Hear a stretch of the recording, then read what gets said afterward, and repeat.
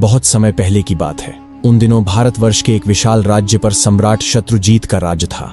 वे केवल एक सम्राट नहीं थे, बल्कि एक ऐसे न्यायप्रिय और करुणामय राजा जो अपनी प्रजा को अपनी संतान समान मानते थे। उनके राज्य की विशेषता यह थी कि वहां न कोई भूखा सोता था, न कोई अन्याय का शिकार होता और न ही कोई अनाथ असहाय रह जाता। जब सारा नगर गहरी नींद में डूबा होता, तभी सम्राट शत्रुजीत अपने वैभवपूर्ण वस्त्र त्याग कर एक साधारण वेश में, मुख पर मिट्टी और धूल मलकर, चुपचाप महल के पिछले द्वार से नगर की ओर निकल पड़ते। उन्हें देखकर कोई उन्हें भिक्षुक समझता तो कोई थका हारा किसान। वे नगर की गलियों, बाजारों और झुग्गियों में घूमते, लोगों की बातें सुनते, उनकी पीड़ा को नीरवता से आत्मसात करते। जहां कहीं किसी पर अत्याचार होता या कोई भूख प्यास से तड़पता दिखाई देता, सम्राट का हृदय विचलित हो उठता। और फिर अगली भोर जब वह राजसी पोशाक में अपने सिंहासन पर बैठते तो रात में देखे गए अन्यायों का निवारण करते। जनता बस यही जानती थी कि उनका राजा अत्यंत दयालु है, परंतु कुछ विश्वसनीय मंत्रीगण ही इस गूढ़ रहस्य से अवगत थे कि सम्राट रातों में स्वयं नगर की दशा देखने निकलते हैं। यह केवल शासन करने का ढंग नहीं था, यह जनमानस के हृदय पर राज्य करने की कला थी। एक ऐसी ही शीतल रात्रि थी, मंद समीर चल रही थी, घरों के दीप बुझ चुके थे और सम्राट अपने गुप्त वेश में नगर की गलियों में विचर रहे थे। हर मोड़, हर छाया पर उनकी दृष्टि थी, कहीं कोई दुखी तो नहीं, कोई पीड़ित तो नहीं। इसी भ्रमण के मध्य जब वे एक संकरी और अंधेरी गली से गुजर रहे थे, तभी उन्हें धीमी धीमी फुसफुसाहटें सुनाई दी। वे ठिठक गए, सावधानी पूर्वक उन ध्वनियों की दिशा में बढ़े और देखा कि गली के एक कोने में 4 व्यक्ति बड़े रहस्यमय ढंग से आपस में कुछ चर्चा कर रहे हैं। वे छाया में छिपकर बातें सुनने लगे। वह चारों कोई और नहीं, नगर के कुख्यात चोर थे, रंगा, चमन, रतन और फकीरा। वे अगली चोरी की योजना बना रहे थे। चमन, जो सबसे चतुर था, फुसफुसाया, इस बार हर कदम सोच समझ कर रखना होगा, पिछली बार की चूक नहीं दोहरानी चाहिए। रतन बोला, इस बार शहर के सबसे धनी व्यापारी का माल हमारा होगा, वक्त की चाल पहचाननी होगी। फकीरा ने चारों ओर नजर दौड़ाई और सशंकित स्वर में कहा, धीरे बोलो, सुना है सम्राट ने अपने गुप्तचर छोड़ रखे हैं। कहते हैं वह स्वयं भी भेष बदलकर गलियों में घूमते हैं। तभी एक अन्य चोर व्यंग्य में हंसते हुए बोला, हाँ राजा, वह तो महलों में आराम करता होगा, हमसे मुकाबला करेगा। सम्राट चुपचाप सब सुन रहे थे। अब उन्हें निश्चय हो गया था कि नगर में फैली कई चोरियों के पीछे यही गिरोह है, किंतु प्रश्न यह था कि उन्हें रंगे हाथ कैसे पकड़ा जाए। रात्रि गहराती जा रही थी, गली वीरान थी, दूर कहीं कुत्तों के भौंकने की ध्वनि आ रही थी। सम्राट ने अब देर करना उचित नहीं समझा। उन्होंने अपनी मुद्रा बदली, चेहरे पर एक हल्की मुस्कान लाई और एक आवारा यात्री की भांति उन चोरों के पास पहुंचे।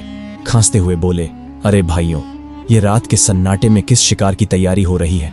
अचानक अंधेरे में किसी अनजान की आवाज सुनकर चोर चौंक उठे, किंतु जब उन्होंने देखा कि वह एक थका हारा, मैले कपड़ों वाला सामान्य व्यक्ति है, तो उनका संदेह कुछ कम हुआ। रतन ने आंखें सिकोड़ते हुए कहा, तू कौन है बे, और क्या लेना देना है तुझसे? सम्राट हंसते हुए बोले, भाइयों, मैं भी तो तुम्हारी ही बिरादरी का हूं। कौन कहता है कि केवल तुम ही उस्ताद हो इस नगर में? मैंने भी बहुत बड़े हाथ मारे हैं, बस किस्मत जरा रूठी हुई है, नहीं तो इस वक्त किसी राजमहल में आराम कर रहा होता। फकीरा ने संदेह भरे स्वर में पूछा, अगर तू वाकई उस्ताद है तो कोई बड़ा कारनामा सुना? राजा ने गहरी सांस ली और गंभीरता से कहा, कारनामे बताऊंगा नहीं, दिखाऊंगा। कभी शाही खजाने पर भी हाथ साफ करने की सोची थी, पर दुर्भाग्य से पकड़ा गया। चमन ठहाका मारते हुए बोला, वाह, शाही खजाना, तू तो बड़ी ऊंची उड़ान भरता है। दूसरे चोर ने हंसते हुए कहा, इतना ही बड़ा उस्ताद है तो कोई सबूत दिखा। सम्राट मुस्कुराए और बोले, भाइयों, सबूत तो काम के बाद दिया जाता है। अगर आज की रात मुझे अपने साथ ले चलो तो मैं अपनी काबिलियत दिखा दूंगा। चारों एक दूसरे को देखने लगे। थोड़ी देर चुप्पी रही, फिर फकीरा ने मुस्कान के साथ सिर हिलाया और बोला, ठीक है, आज की रात तेरी परीक्षा होगी। अगर काबिल निकला तो हमारे साथ रहेगा। राजा ने गंभीर स्वर में कहा, तो फिर समझो सौदा पक्का है। अब तक सम्राट ने बेजोड़ चतुराई से अपनी पहचान छिपाए रखी थी। उन्होंने हल्के अंदाज में पूछा, तो भाइयों, जब मैं अब तुम्हारा साथी बनने वाला हूं तो जानना चाहूंगा, आखिर वो कौन सी खासियतें हैं जो तुम्हें इतना निडर बनाती हैं? जब बड़ा हाथ मारना है तो सबको अपनी अपनी कला का ज्ञान होना चाहिए। चारों चोरों ने एक दूसरे की ओर देखा। सबसे पहले फकीरा आगे आया और बोला, मेरे भीतर एक दुर्लभ गुण है। मैं किसी भी स्थान पर खड़ा होकर केवल अपनी सूंघने की शक्ति से जान लेता हूं कि सोना, चांदी, हीरे, मोती या कोई अन्य बहुमूल्य खजाना कहां छिपा है। मेरे लिए खजाने की महक दूर से ही प्रकट हो जाती है। जब भी कोई बड़ा हाथ मारना होता है मेरी नाक सबसे पहले काम आती है। सम्राट ने उसकी ओर गौर से देखा और प्रशंसा से कहा, वाह, यह तो बड़ा ही विलक्षण गुण है। तुम्हारी यह कला तो चुपचाप राज्य के गुप्त भंडारों तक भी पहुंचा सकती है। अब चमन आगे आया। उसके चेहरे पर आत्मविश्वास की एक छाया थी। वह बोला, मैं पशु पक्षियों की भाषा समझता हूं। कुत्ते, बिल्ली, घोड़े जो कुछ भी कहें, उनके शब्द मेरे लिए स्पष्ट होते हैं। यदि किसी गली में कोई कुत्ता भौंक रहा हो या कोई घोड़ा अचानक व्याकुल हो जाए तो मैं जान जाता हूं कि वहां कुछ अनहोनी घटने वाली है। सम्राट यह सुनकर कुछ क्षणों के लिए चुप रहा, फिर बोला, तुम तो प्रकृति की आवाजों को ही पढ़ लेते हो। यह गुण तुम्हें शत्रु के आने से पहले ही सचेत कर सकता है। अब तीसरे चोर रंगा की बारी थी। उसने अपनी जेब से एक पतली सी तार निकाली और गर्व से बोला, मैं ताले तोड़ने में निपुण हूं। लोहे, पीतल या शाही कक्षों के सबसे कठिन ताले भी मेरी इस नन्ही तार के आगे नतमस्तक हो जाते हैं। ताला चाहे जितना भी कठिन हो, मेरे हाथ में आते ही झुक जाता है। सम्राट मुस्कुराया और चुटकी लेते हुए बोला, तो फिर तुम्हारे हाथों में तो कोई जादू है रंगा, ताले नहीं, मानो किस्मत की गिरहें खुलती हैं। अब सबसे अंतिम में रतन सामने आया। उसके चेहरे पर एक रहस्यमयी मुस्कान थी। उसने कहा, मेरा गुण सबसे निराला और सबसे खतरनाक है। यदि मैं किसी को एक बार अंधेरे में देख लूं तो फिर वह लाख छिप जाए, मैं उसे पहचान ही लूंगा। चाहे वह भीड़ में हो, नकाब में हो या दुश्मनों के झुंड में, मेरी नजर उसे पहचान लेती है। सम्राट विस्मय से बोला, तो इसका अर्थ यह हुआ कि अंधकार तुम्हारी दृष्टि को धोखा नहीं दे सकता। तुम तो सच्चे मायनों में अंधेरे के भी प्रहरी हो। अब सम्राट भली भांति समझ चुका था कि ये चारों न केवल शातिर थे बल्कि अपने अपने हुनर में दक्ष भी थे। किंतु उसके भीतर तो अब एक नई योजना ने जन्म ले लिया था। वह मुस्कुराया और बोला, भाइयों, अब जब हमारी टोली इतनी योग्य हो चली है तो बताओ, आज की रात कौन सा शिकार तय है। चारों चोर राजा की बातों को ध्यान से सुन रहे थे। उन्होंने अपने अपने कौशल तो खोल कर रख दिए थे, परंतु अब उनकी आंखों में एक संशय था। रतन ने मुस्कुराते हुए पूछा, भाई, हमने तो अपने गुण बता दिए, पर तुमने अब तक कोई बात नहीं की। बताओ, तुम्हारे भीतर ऐसी कौन सी बात है जो तुम्हें हमारे लिए उपयोगी बनाती है। सम्राट ने तनिक गंभीर होकर उत्तर दिया, मेरे भीतर एक अनोखा गुण है। यदि हम कभी संकट में पड़ें, पकड़े जाएं या फंस जाए, तो केवल मेरी आंखों के एक इशारे से सज्जा भी टल सकती है और जान भी बच सकती है। चारों चोर यह सुनकर चौंक गए। फकीरा बोला, क्या मात्र दृष्टि के इशारे से सजा माफ हो सकती है? यह तो कोई चमत्कार जैसा प्रतीत होता है। एक अन्य बोला, यदि यह सच है तो हमारे गिरोह में सबसे अनमोल गुण तुम्हारे पास ही है। तुम्हारे रहते हमें किसी चीज की चिंता ना होगी। राजा ने मन ही मन अपनी योजना को सुदृढ़ करते हुए कहा, छोटी मोटी चोरी से क्या लाभ? यदि जीवन भर चैन से जीना है तो एक ही बार इतना बड़ा हाथ मारो कि दोबारा जरूरत ही ना पड़े। और वह जगह है राजमहल का खजाना। ये सुनते ही चारों चोरों की आंखें लालच से चमक उठीं। फकीरा बोला, वाह, ये हुई ना बात। अगर इस बार हम सफल हो गए तो फिर जीवन भर ऐश करेंगे। राजा ने भीतर ही भीतर संतोष की सांस ली। उसकी योजना अब चोरों को पूरी तरह फांस चुकी थी। फिर वे सभी नगर की गलियों से होते हुए महल की ओर बढ़ने लगे। जैसे ही वे महल के समीप पहुंचे, एक कुत्ता जोर जोर से भौंकने लगा। सभी चोर एकाएक सतर्क हो गए। फकीरा ने चमन की ओर देखा और कहा, भाई, जरा सुनो तो, ये कुत्ता क्या कह रहा है? क्या कोई खतरा है? चमन ने ध्यान से कुत्ते की आवाज को सुना और फिर उसके चेहरे का रंग उड़ गया। वह बोला, यह कुत्ता यह कह रहा है कि हमारे साथ इस समय नगर का सम्राट चल रहा है। क्षण भर को एक सन्नाटा छा गया। सभी चोर चौंक कर एक दूसरे की ओर देखने लगे। तभी रंगा जोर से हंस पड़ा। अरे, यह तू क्या बक रहा है? राजा भला इस अंधेरी गली में क्या कर रहा होगा? वह तो इस समय अपने शाही पलंग पर चैन की नींद सो रहा होगा। बाकी चोर भी हंस पड़े। लगता है इस बार तेरी कुत्ता भाषा कुछ बिगड़ गई है। चमन बोला, मैंने वही कहा जो वह कह रहा था। शायद उसका मतलब किसी और से रहा हो। तब सम्राट ने बात संभालते हुए कहा, भाइयों, मेरा तो मानना है कि यह कुत्ता भूखा है। भूख में आदमी क्या, जानवर भी अनाप शनाप बकने लगता है। चलो, इन बेमतलब की बातों को छोड़ो और असली काम पर ध्यान दो। सभी ने हामी भरी और आगे बढ़ चले। राजा के होंठों पर एक गूढ़ मुस्कान थी। योजना अब अपने निर्णायक मोड़ पर थी। चांदनी रात की चुप्पी में वे चारों चोर सम्राट के साथ महल के भीतर प्रवेश कर चुके थे। परंतु न किसी की आंखों में भय था, न ही कोई कंपन, केवल लालच की धधकती हुई ज्वाला। उनकी दृष्टियों में बेशुमार दौलत की चमक साफ झलक रही थी। महल की चौड़ी दीवारों और गूंजते गलियारों के बीच जैसे ही वे कुछ दूर पहुंचे, फकीरा एकाएक रुक गया। वह नीचे झुका, महल की भूमि की मिट्टी को सूंघा और मुस्कुराते हुए बोला, खजाना अब अधिक दूर नहीं है। इसकी खुशबू मेरे भीतर दौड़ रही है, इसी दिशा में चलो, मेरे पीछे। बिना कोई प्रश्न किए तीनों चोर उसकी पीठ पीछे चल दिए। खामोश गलियारों, झुकी हुई दीवारों और एक गुप्त मार्ग से होते हुए वे उस स्थान पर पहुंच गए जहां राज्य का खजाना छिपा था। उनके सामने था एक विशाल और मजबूत द्वार, जिसके बीचों बीच एक भारी ताला जड़ था। अब रंगा आगे बढ़ा। उसकी आंखों में आत्मविश्वास की चमक थी। वह अपनी जेब से पतली सी तार निकालता है और उसे ताले में डाल देता है। उसकी उंगलियां मानो नृत्य कर रही हों और पलक झपकते ही वह ताला छटाक की आवाज के साथ खुल जाता है। रंगा मुस्कुराया और बोला, कहा था ना, मेरे इस हुनर के आगे कोई ताला नहीं टिकता। फिर धीरे से दरवाजा खोला गया। अंदर का दृश्य देखते ही चारों की आंखें चौंधिया गईं। वह कक्ष मानो स्वर्णलोक बन चुका था। चारों ओर सोने की अशर्फियां, हीरे मोती, जवाहरात, बेशुमार संपदा बिखरी हुई थी। एक चोर विस्मित होकर बोला, भाइयों, अब यह सब कुछ हमारा हो चुका है। अब जीवन में किसी चीज की कमी नहीं रहेगी। अब तो केवल ऐशो आराम से जीना है। और तभी सभी चोर दौलत समेटने में लग गए। किसी ने झोले में अशर्फियां भरी, कोई हीरों को संभालने लगा। वे सभी सोच रहे थे कि अब उनका भविष्य सुरक्षित हो चुका है। अब उन्हें जीवन में कुछ करने की आवश्यकता नहीं। सम्राट भी उनके साथ झुककर यही सब कर रहा था, परंतु उसके भीतर मुस्कान किसी और ही उद्देश्य की थी। वह देख रहा था कि कैसे हर कोई अपने स्वार्थ में डूबा है, पर उसकी दृष्टि कुछ और तलाश रही थी।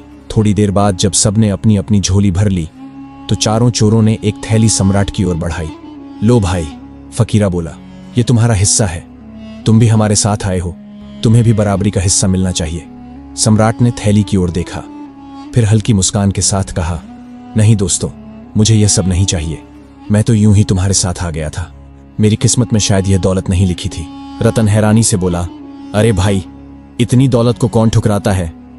राजा ने केवल इतना कहा, तुम ही रख लो, इसे भी अपने हिस्से में बांट लो। चारों ने एक दूसरे की ओर देखा, फिर कंधे उचकाते हुए बोले, हमें क्या, इसका भी हिस्सा हमें ही मिल जाएगा। अब वे अपने अपने हिस्से गिनने में लग गए। सम्राट ने इसी अवसर का लाभ उठाया। वह एक एक कर चोरों के पास गया और सहज ढंग से पूछा, अगर फिर कभी ऐसी योजना बनी तो तुम कहां मिलोगे? सबसे पहले फकीरा बोला, मैं तो बाजार के पास वाली सराय के बगल में ही रहता हूं। कोई बड़ा हाथ मारना हो तो वहीं आ जाना। इसी तरह सम्राट ने चमन, रंगा और रतन से भी उनके नाम और ठिकाने पूछ ली। चारों निश्चिंत थे। वे सोच भी नहीं सकते थे कि जो उनके साथ खजाने में घुसा था वही इस भूमि का सम्राट है। खजाना लूटकर वे चारों अंधेरे में विलीन हो गए, अपने अपने ठिकानों की ओर चल पड़े। और सम्राट, वह धीरे धीरे उन्हीं नगर की गलियों से होता हुआ वापस अपने महल की ओर लौटने लगा। उसके मुख पर संतोष की गहरी छाया थी। उसकी योजना सटीक ढंग से चल रही थी। राजा मन ही मन सोच रहा था, ये लोग भले ही चोर हैं, लेकिन इनके भीतर ऐसे गुण हैं जो मेरी सेना में किसी भी वीर सिपाही से कम नहीं। फकीरा, जिसकी नाक खजाने को सूंघ लेती है, अगर वही मेरे खजाने की रखवाली करे तो कौन चुरा सकेगा? रंगा, जो किसी भी ताले को पल में खोल दे, क्या वह मेरे शत्रुओं के दुर्ग में घुसने वाला बेहतरीन जासूस नहीं बन सकता? चमन, जो पशुओं की भाषा समझता है, वह मेरे हाथियों और घोड़ों की सेवा में क्यों नहीं लगाया जाए? और रतन, जिसकी आंखें अंधेरे में भी सच्चाई पहचान लेती हैं, क्या वह मेरी महल की रक्षा में मुख्य प्रहरी नहीं हो सकता? उसके विचार दृढ़ हो चुके थे। यदि मैं इन्हें कारागार में डालता हूं तो इनके ये अनमोल गुण सड़ जाएंगे, लेकिन यदि मैं इन्हें सही दिशा में लगाऊं तो ये चोर नहीं, मेरे राज्य के रक्षक बन सकते हैं। यह निश्चय कर वह सम्राट तेज कदमों से महल की ओर लौट चला, अपने साथ एक नए युग की योजना लिए। सुबह का सूरज निकला तो समूचे नगर में हलचल मच चुकी थी। एक खबर ने सबका चयन छीन लिया था। राजमहल का खजाना लुट चुका है। यह समाचार आग की तरह फैला और पूरे दरबार में बेचैनी फैल गई। मंत्री, सलाहकार और सेनापति सभी दरबार में एकत्र हुए। कोई कह रहा था कि यह कार्य किसी बाहरी गिरोह का है, नगर के बाहर से आए होंगे और चोरी कर भाग गए होंगे। किसी ने शंका व्यक्त की कि महल के भीतर का ही कोई व्यक्ति इस योजना में शामिल हो सकता है। एक से एक सुझाव दिए जा रहे थे, पर किसी के पास ठोस उत्तर नहीं था। वहीं सम्राट शत्रुजीत अपने सिंहासन पर बैठे शांति से यह सब सुनते रहे। अचानक उन्होंने मुस्कुराते हुए हाथ उठाया और गूंजती हुई आवाज में बोले, मुझे भली भांति झात है कि यह चोरी किसने की है और वे इस समय कहां हैं। दरबार में सन्नाटा छा गया। सभी की आंखें सम्राट की ओर टिक गईं। एक मंत्री ने झुककर पूछा, महाराज, क्या वास्तव में आपको चोरों का पता है? सम्राट ने गंभीरता से कहा, हां, वे चार हैं। फकीरा, चमन, रंगा और रतन। यह सुनते ही दरबार में खलबली मच गई। सम्राट ने सिपाहियों को आदेश दिया कि नगर के जिन स्थानों पर ये चारों रहते हैं वहां तुरंत जाकर उन्हें पकड़ लाया जाए। पते खुद सम्राट ने बताए। थोड़ी ही देर में चारों चोर रस्सियों से बंधे हुए दरबार में प्रस्तुत किए गए। अब वे भयभीत खड़े थे, यह सोचते हुए कि राजा को उनके नाम और ठिकानों की जानकारी कैसे मिल गई। सम्राट अभी भी उसी रहस्यमय मुस्कान के साथ सिंहासन पर आसीन थे। तभी रतन की दृष्टि सम्राट के चेहरे पर पड़ी। कुछ क्षण तक वह उन्हें देखता रहा, फिर उसके चेहरे का रंग उड़ गया। उसने घबराकर कहा, यह तो वही है। उसके मन में पिछली रात की स्मृतियां कौंध गईं। वही चाल, वही आवाज, वही चेहरा। रतन ने बाकी साथियों की ओर देखा और धीमे स्वर में कहा, हमारा 5वां साथी, यही सम्राट थे। वही हमारे साथ खजाने तक आए थे। तीनों ने पहले तो रतन की बात को हंसी में उड़ाया। रंगा बोला, तू तो पागल हो गया है। भला सम्राट खुद चोरी करेगा? अगर यह सम्राट होता तो हमारे साथ रात भर घूमता। रतन गंभीरता से बोला, मैं अंधेरे में एक बार जिसे देख लूं उसे फिर कभी नहीं भूलता, और मैं शपथ लेता हूं यह वही व्यक्ति है। अब सारा दरबार स्तब्ध था। सम्राट ने जबरदस्त ठहाका लगाया। उसकी हंसी पूरे महल में गूंज उठी। फिर उन्होंने सिपाहियों की ओर संकेत किया और रस्सियां खोल दी गईं। दरबारी एक दूसरे की ओर देखने लगे। यह कैसा न्याय था? फिर सम्राट ने कहा, इन लोगों को पकड़ने का उद्देश्य इन्हें दंड देना नहीं था, बल्कि कुछ और था। उन्होंने दरबारियों को रात की पूरी घटना सुनाई, कैसे वे स्वयं चोरों के साथ गए, कैसे उनकी काबिलियत को पहचाना और कैसे उनके नाम पते मालूम किए। अब चारों चोर सम्राट के चरणों में गिर पड़े और आंखों से आंसू बहाते हुए बोले, महाराज, हमें क्षमा कर दीजिए। हमने आपको पहचानने में भूल की। एक और अवसर दें। हम अपने प्रायश्चित में पूरी निष्ठा से आपकी सेवा करेंगे। सम्राट मुस्कुराए और बोले, तुम लोग चोर अवश्य हो, परंतु तुम्हारे भीतर अनमोल गुण हैं। यदि इन्हें सही दिशा में लगाया जाए तो तुम न केवल अपनी किस्मत बदल सकते हो, बल्कि समूचे राज्य के लिए वरदान बन सकते हो। और फिर सम्राट ने चारों को उनके गुणों के अनुसार राज्य सेवा में नियुक्त कर दिया। रतन, जो अंधेरे में किसी को भी पहचान सकता था, उसे राजमहल का प्रधान प्रहरी बना दिया गया। रंगा, जो बिना चाबी के कोई भी ताला खोल सकता था, को राजकोष का संरक्षक नियुक्त किया गया। चमन, जिसे पशु भाषा समझने का अद्भुत गुण था, उसे शाही अस्तबल का प्रमुख अधिकारी बनाया गया। फकीरा, जो सोने चांदी की गंध पहचान सकता था, को राज्य के खोजी दस्ते का प्रमुख नियुक्त किया गया। समय के साथ ये चारों पूर्व चोर सम्राट शत्रुजीत के सबसे वफादार और योग्य दरबारी बन गए। जो कभी चोरी के लिए बदनाम थे, आज वे अपनी काबिलियत से राज्य के स्तंभ बन चुके थे। तो मित्रों, यह सत्य ही कहा गया है, मनुष्य की पहचान उसके अतीत से नहीं, बल्कि उसके वर्तमान और भविष्य से होती है। यह मायने नहीं रखता कि कोई कहां से चला है, बल्कि यह महत्वपूर्ण है कि वह किस दिशा में जा रहा है। हर व्यक्ति को जीवन में एक दूसरा अवसर अवश्य मिलता है, बस जरूरत है उस अवसर को पहचानने और उसका सही उपयोग करने की। और जो व्यक्ति किसी के दोषों को नहीं, बल्कि गुणों को देखकर उसे सही मार्ग पर लगा दे, वही सच्चा नेता, सच्चा सम्राट होता है। दोस्तों, अगर आपको यह कहानी पसंद आई तो वीडियो को लाइक करें। अगर आपको ऐसी ही कहानी सुनना पसंद है तो चैनल को सब्सक्राइब कर लें। मिलते हैं एक और नई कहानी के साथ।